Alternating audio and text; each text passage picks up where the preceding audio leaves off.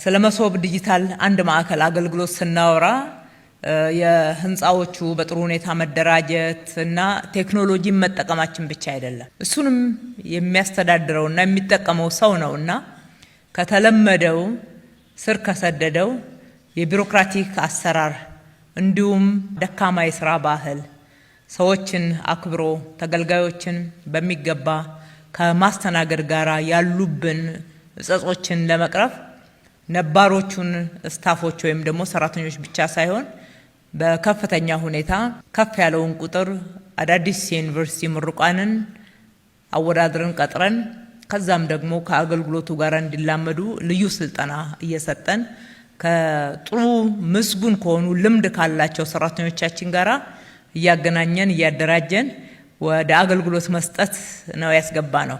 ይሄ አዲስ የሥራ ባህልን አዲስ የአገልግሎት የመስጠት ባህሪን እንድናዳብር ያደርገናል። በመሶብ ዲጂታል አንድ ማዕከል አገልግሎት የተለመደውን የቢሮክራሲ ባህል ወይም ደግሞ አገልግሎት የመስጠት ችግር ተገልጋይን ያለማክበር ችግር አይቀጥልም የሚል ጽኑ እምነት አለን። በአዲስ ባህሪ በአዲስ የሥራ ባህል የመስሪያ ቤት ባህልም ነው እየገነባን ያለ ነው። ይሄ እጅግ ተስፋ ሰጪ ነው ብቻ ሳይሆን እንድንተማመንበት ማረጋገጥ ወዳለሁኝ።